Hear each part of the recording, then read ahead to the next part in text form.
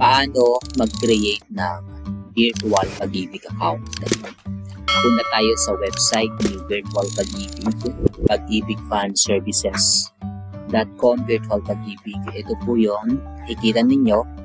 I-click nyo lang itong create account. Itong create account na ito. Bigyan po natin na pen. Ayan. Pag-click ninyo, pili lang po kayo dito as tatlong option. Meron tayong virtual, via loyalty card plus, create and activate your account online, account creation for OFWs. Ang pinili ko ay itong loyalty card plus. I-click lang natin ito. Click natin. Ayan, meron po siya. Bago magpatuloy, ihanda ang mga sumusunod.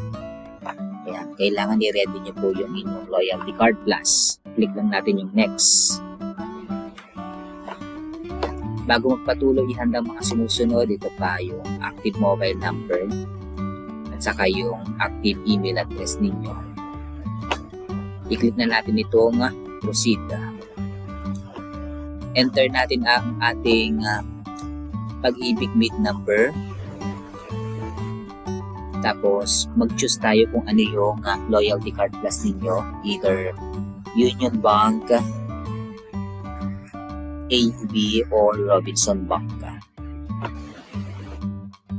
Sa akin, ang ginawa ko ay at itong Asia United Bank or AUB Bank. Enter lang natin itong last digit na 4 dun sa likod ng ating AUB loyalty card plus. Click lang natin itong proceed. Then itong OTP is send niya sa inyong mobile number. Enter nyo lang itong one-time PIN. Marireceive nyo lang.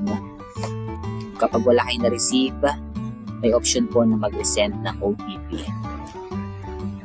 Tulad mo ginawa ko. So, nag-resend lang ako. Ito po yung OTP na latest. After that, pag na-resend nyo yung OTP, nag-proceed na kayo. Ito na po yung susunod. Create account via your loyalty card plus. Makikita nyo na po itong member information. Then, ilapan nyo na lang po itong user account. Enter nyo yung email address ninyo. Tapos, magsiset up po kayo ng security question. Ito yung sa baba. Itong mga security question for password retrieval. In case lang na makalimutan ninyo ang inyong email address.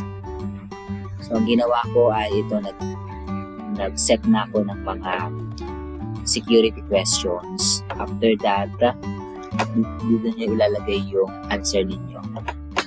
I-click lang natin itong certification at i-click nyo na itong submit.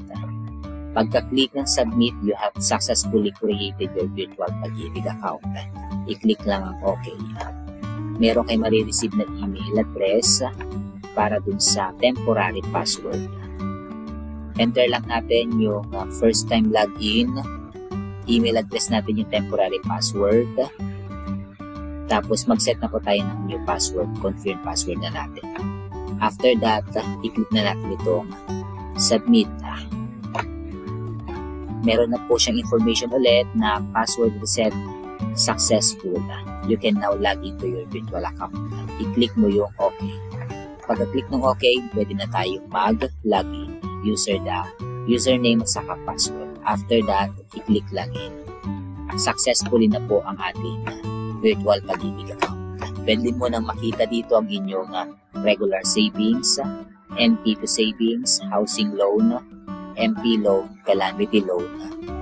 Tapos pwede nyo na pong i-link yung loyalty card plus ninyo. Pwede na rin po kayong mag-apply ng multi-purpose loan dito. Maraming salamat and God bless.